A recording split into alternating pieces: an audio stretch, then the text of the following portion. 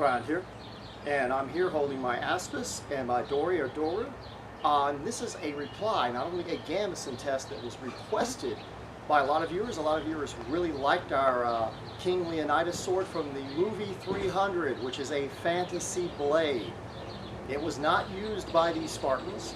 They didn't use that with their Aspis, and they didn't use that with their Dory or Doru. They used a Xiphos. They could have used a Copus, which is also a fantasy Copus we have here, which we tested out in the other video, and it performed extremely well. The whole thing about the entire design of this fantasy Copus is it's very much like a falchion. The only thing that really differs, it's not a true backsword. The way they've made it, they put a spine in the blade. It's made like it's almost a double-edged blade, but it is not. That gives it an unusual profile, but it makes it really good at cutting, especially being this broad. Since the front part's much like a falchion, then you have the part where it narrows real small from the handle, which other than I don't see it actually being usable to be hooking things at this exact angle, it actually makes it much more like a Khopesh, not a Copus. But the actual hilt on it, or handle, is very much also a little big, much like an actual Copus. So yes, I called it a fantasy blade at the beginning of the video. Maybe some of y'all didn't hear that. I had Faulkner's bang going off, thinking that I honestly thought this was a blade used historically. I had another person saying they were unsubscribing because I tested a fantasy blade that I am no longer credible anymore. I think I pretty much made it clear that there was no historical version, or I would have showed the historical version in the video.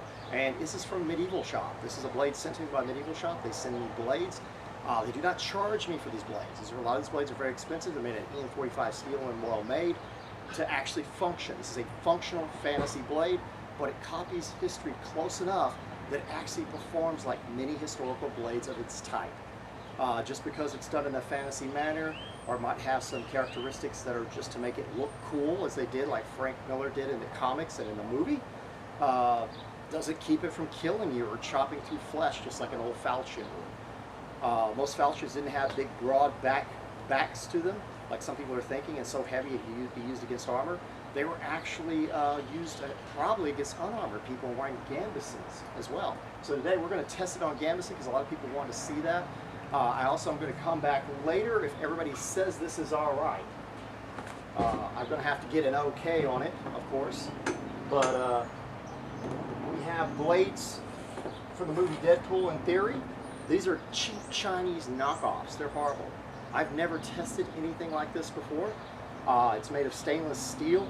It has a crappy handle. I mean, the handle feels like it could almost be cardboard. Who knows? It's just wrapped with some kind of twine. But I want to see if they'll hold up. I was given to him by a friend. The guy's a cosplayer, and he thought these were horrible. He doesn't test historical swords. He's not an expert in swords, but he said, Thrand, I got these. They're terrible. Why don't you show this so that people don't get blades like this? I'm curious what their breaking point is. I'm curious how well they'll perform. I mean, they might surprise us, but if you all want to see these blades, let me know. And I might even put them against the King Leonidas sword to see how it compared to the same kind of things it did.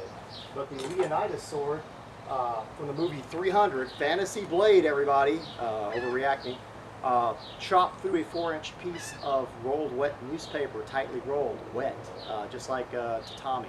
So yes, I think it would take a man's arm or leg off, just like any of the old blades would. Having slightly different characteristics really doesn't make that big a difference if it's made functional. If you want to see more fantasy blades like this tested, be sure and tell me down below what you think about these people. Do you think they're trolling? Do you think maybe they don't speak English and they don't understand what I said? Or is it possibly that they're just offended because a non-historical blade actually performed well that was actually made out of good materials? Anyway, let's get going and test this out. We have our bottle here with our red blood concoction in it. It's basically colored water, red. To give us the effect of the blood coming out of the actual Gambeson, or possibly the linothorax if they were not actually hardened. There's multiple layers of cloth. This would be very similar to that. Although I'll add one more time, this is not a historical Spartan or Greek or Grecian blade or hoplite used blade that we know of. Historically, I mean, anybody could have made anything that we've lost, but this is something that was created by Frank Miller or by the actual people who made the comic 300. But it's performed extremely well so far. I think it has what it takes to possibly cut through this. Well, I'm surprised a lot of people. I was happy with a lot of people wanting to see this type of test when I suggested it. We're famed for doing our Gambeson test on this channel and showing how well cloth armor or padded armor can actually protect you. We have a layer of thick wool padding, quilted padding. We have layers of coarsely woven linen, very tightly woven. Then we have our tightly woven linen. And we have our very coarse woven linen, but tightly woven at that. We've got layers of that sandwiching on the front and the back. All together, this is equal to about 20 layers of cloth, counting the actual padding. So what I'm going to do now is I'm going to go ahead, without further ado, and try seeing what this blade will do against this type of setup. Get the right angle and warm up. As everyone knows, a cut like this will not cut through the Gambeson armor. If I try a slice like that, it should not go through. We could attempt that once just to see what it does. And as I thought, we got a lot of bounce, no cut whatsoever. That was done intentionally. What I did is I just hit with the blade like I'm hacking. I let the blade try to cut it, and it's too many layers of cloth for it to cut through. So that's why Gambeson protects people so well. Now, let's see what happens when we use the tip shot, the proper angle. We should be able to get something pretty deep in there.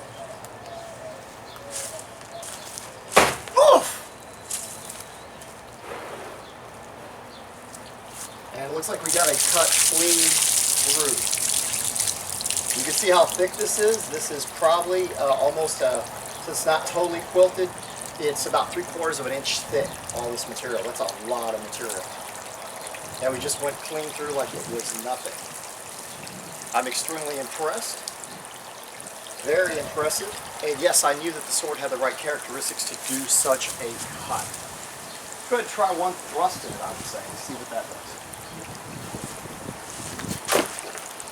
Went a little bit low there. Let's try. Nice. It was able to go clean through that broad of a wound. That is devastating. So yes, would this blade be something on a battlefield? Let's say if you were later century medieval Europe, if you had something like a falchion that was shaped like this, probably wouldn't have this part at the back. Be devastating? Yes, it would be. Is it a fantasy blade? Yes. But does it perform well? Made as a functional blade? I would say most certainly. So anyway, I hope you've enjoyed our video. Please don't forget to leave comments down below if you'd like to see more fantasy blades, possibly our crappy Deadpool swords. And seriously, they're crappy Deadpool swords. But I'm just curious to see what they actually do. If you'd like to see this sword against them, leave a comment about that below. And please, guys, if you can let me go what's going on. Maybe I messed up in the way I presented the sword originally, but I was pretty much trying to let you know that although it's not a historical blade, it has characteristics of historical blades, and since it's made functional, it's going to perform fairly well. Anyway, far out.